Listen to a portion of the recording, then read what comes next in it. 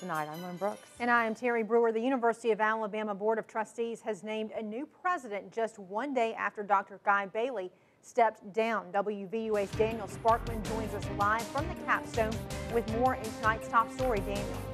Terry and Lynn, the Board of Trustees called a special meeting for today after Dr. Guy Bailey sent his intent to resign to the board yesterday, and it didn't take long for the trustees to make a decision on a replacement.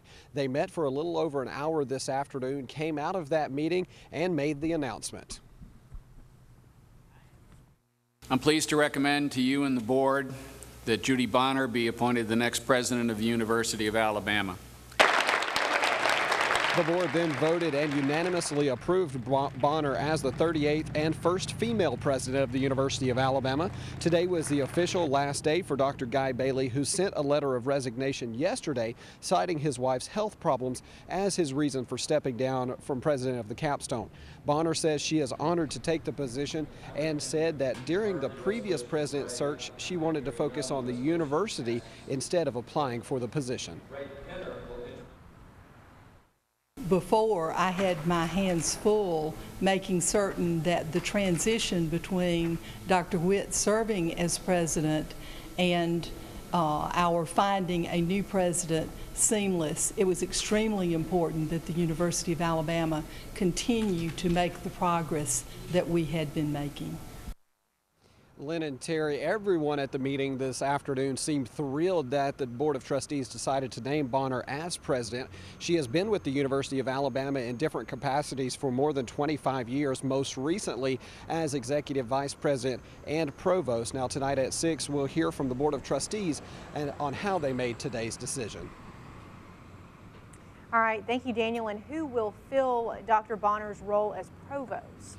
Well, Terry, that decision will ultimately actually be left up to Dr. Bonner as the president of the University of Alabama. She's told us earlier this afternoon that that is a search that will begin as soon as possible. Terry.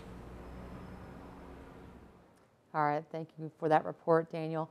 Meanwhile, it may be hard to believe, but it's just more than 7 weeks until Christmas. And this year, you have the chance to help children all across West Alabama by opening your heart and also your wallet. The Marines Toys for Tots program has kicked off this year's Toy Drive. The program provides toys for children ranging in age from newborn to 12 years old. Every child gets 3 toys. Last year, they collected about 4,000 toys. Gunnery Sergeant Ryan Leach told us the toys mean more than just something to play with for these children. A toy under the tree to a child is a sign of hope that there's somebody out there who does love and care about them and you know, is interested in their well-being, and we want to make sure that all the needy children in Tuscaloosa have, you know, a sign of hope underneath the Christmas tree on Christmas morning. You can learn more about donating to Toys for Tots just by going to our website. That's WVUATV.com. Click numbers and links, or if you'd rather use the phone, just call 205-758-6816.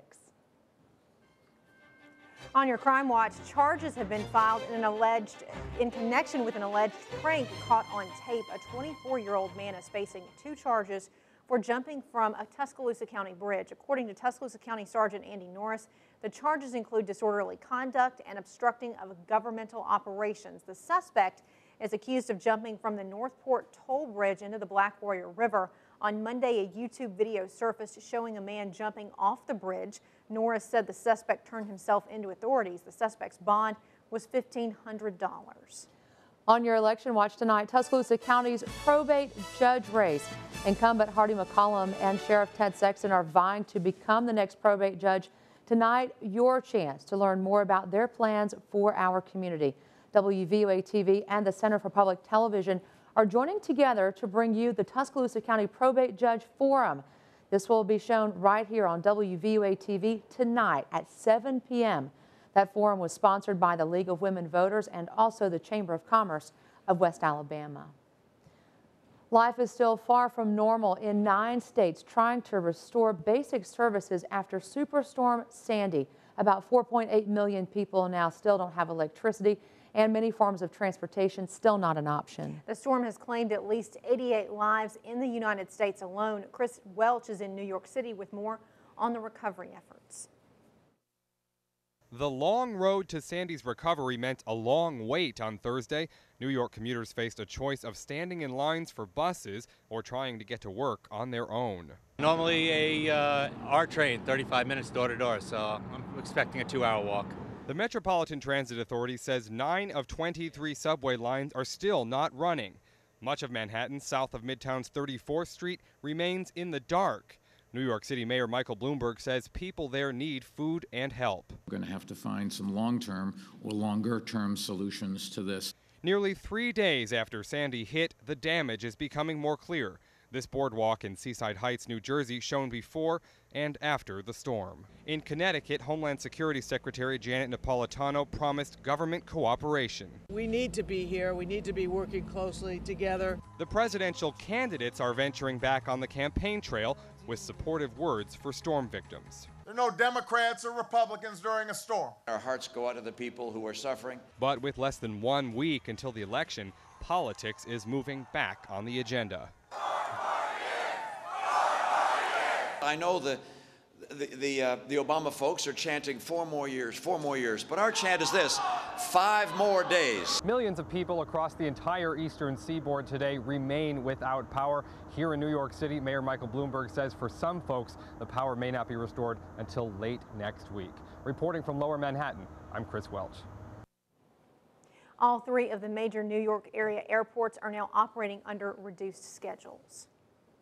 WVUA is covering Coleman County, where the search is on for a meteorite. A team from NASA is now searching for a meteorite that was seen shooting across the northern Alabama sky. They've been looking in an area northwest of Coleman, but haven't found any obvious meteorites. Officials saying the team did collect some unusual samples. NASA is working to alert property owners of what may be on their land before releasing a more specific location of where that meteorite might be. You never know what's right there in your backyard.